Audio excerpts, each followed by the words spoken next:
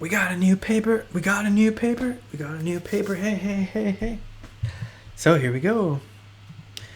Entertainment as political. Now, the rubber meets the road. First of all, when we say political, we're considering ideologies, values, ideas. So, with that being said, let's get into it. What do we have here?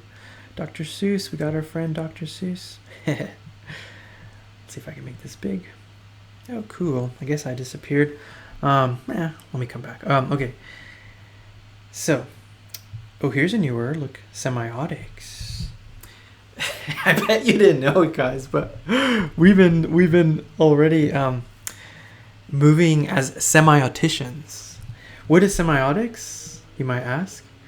Well, semiotics is just the study of signs and symbols. So, when we look at a cultural artifact and we conduct a textual analysis of the cultural artifact, we are moving as semioticians. Very cool, very cool. So, through our look at semiotics, we've seen that entertainment can indeed be political and carry with it its own connotations. We did that with the Onion article. We're going to do that with the Dr. Seuss cartoon this week. And now is a chance to contribute to the conversation with a cultural analysis of your own. So now you can do your own thing. So here's your task. Write an essay that examines a cultural entertainment artifact. This could be a movie, a book, a video game, a TV or Netflix episode, a music video, a comedy sketch. There's some funny ones. Again, SNL's having some funny ones lately. About the debate. You guys should check it out. It's funny. Okay, so this could be everything. This could be a lot of things. It could be a short story, a book, all this stuff. Really, the secret is to narrow your focus. Don't be like, hey, I like the old black and white Twilight Zone. Let me do it on all the Twilight Zone. No. Remember what Irvin said? A well-tended garden is better than a large one full of weeds. So how do we have that well-tended garden? Well, choose one episode. If there's a funny anime like One Punch Man, choose one episode. Choose one, okay? Music video. Don't be like, okay, I'm going to do all the repertoire of this musical artist. No, choose one music video. Music videos are cool because they're combining both lyrics and musical intention and visuals to create this larger soup of art. They can be quite impactful. Okay, so number one, choose your cultural entertainment artifact. Just go with it. Next, we're going to unearth the ideological work that said artifact does. That's how we see the politics within it, the ideas, the values, right? And now, as semioticians, you can do this. In other words, use the kind of denotation to connotation analysis that we've been doing to unpack the meaning and implications of your artifact. Remember that this process moves from surface level meaning, which is what you notice, like when you're taking notes or just first things that come to mind when you're looking at something, and then you're taking that and considering the deeper level meaning of that, everything from indirect suggestion, social cultural overtones, meanings of symbols, connections to historical moments, implications, which is the so what, how something's represented, what is glorified, is an idea glorified, what idea is vilified? Because here's the interesting thing. In works of fiction, characters aren't just characters. No, characters represent ideas, they represent values, they represent attitudes. Like, what if you just read a picture book where the protagonist is blank person? Okay, what values does this protagonist have? Well, okay, let's see. They're polite, they're kind, they're courteous, they're respectful. Okay, cool. What about the antagonist? What values does the antagonist exhibit? Well, the antagonist is brash, impulsive, rude, mean, angry. Okay, those are the values that the antagonist is representing. Okay, you could be like, therefore the writer is glorifying blank values through the protagonist.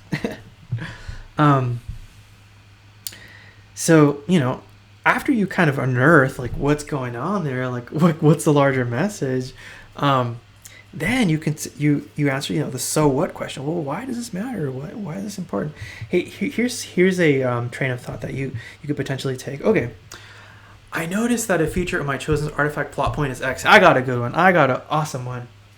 Batman, right? And just superheroes in general. But let's take it to Batman. I remember watching Batman the Animated Series, and I remember I was like, all of these villains, somehow they have, like their faces burned, like Two-Face. Mr. Freeze is like trapped in this cryogenic tank.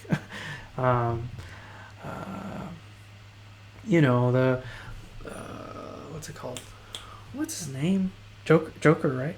Joker has he doesn't really have like physical like scars or anything like that, but he does have mental health, like large mental health issues.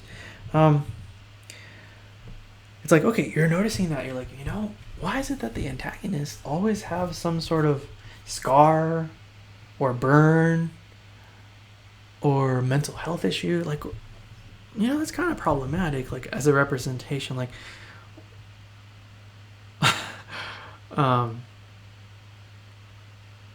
yeah, so it's like that's a big one too. Like, I noticed that always the bad guys are always the antagonists, have some sort of disability or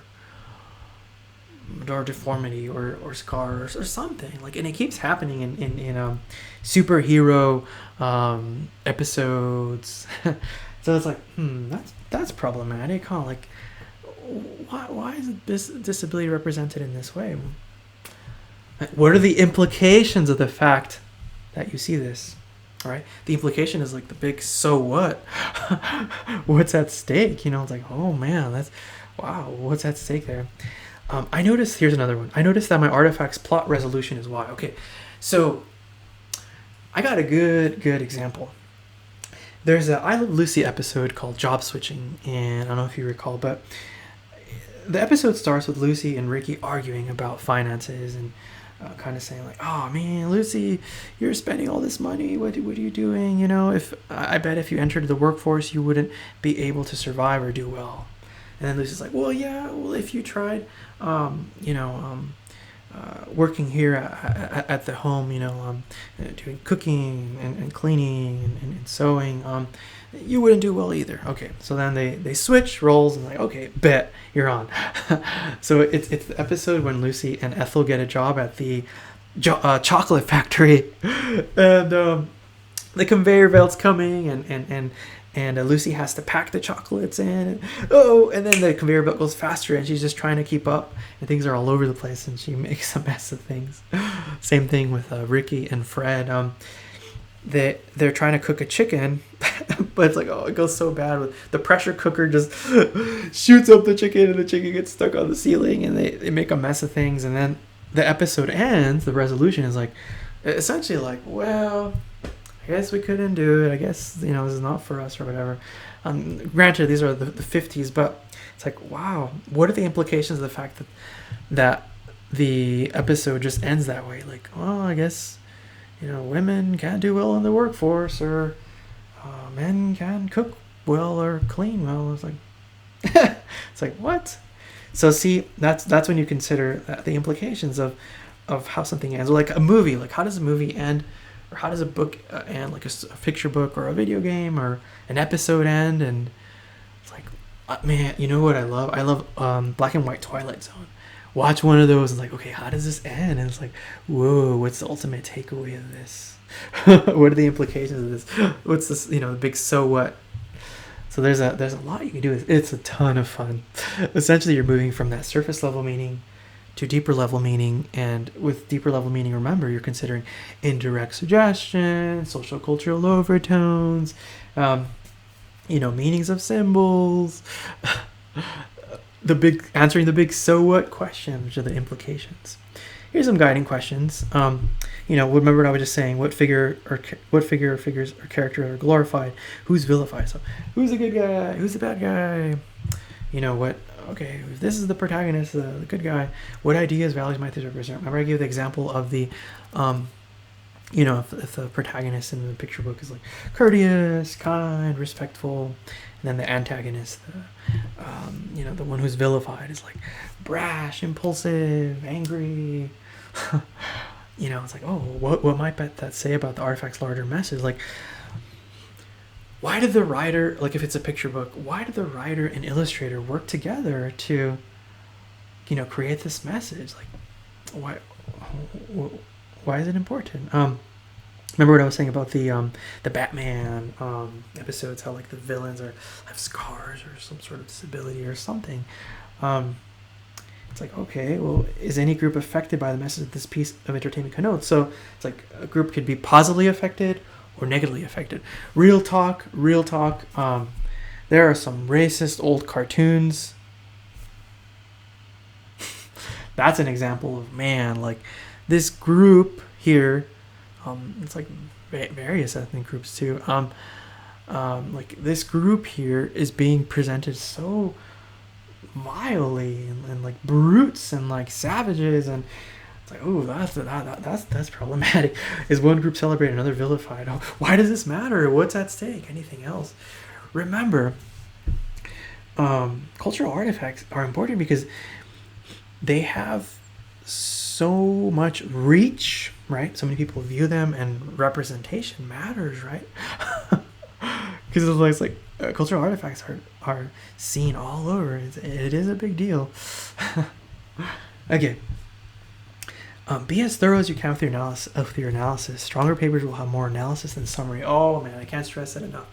I've read the weaker papers are like, okay, in the movie The Joker, here's what happens, blah blah, and they tell me the whole movie, and that's it. So listen, you're mentioning a plot point just to support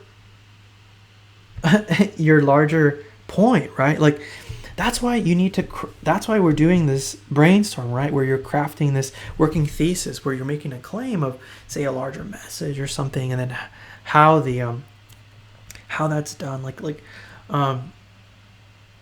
Okay, so everything you do, including mentioning plot points, mentioning details that you notice, and so denotative details, right?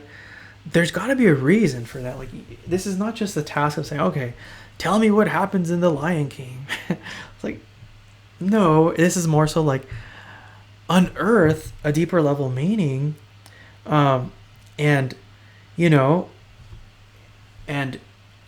then if you're mentioning a plot point, this is when you're demonstrating how your cultural artifact is exhibiting that, and then keep addressing like why it matters.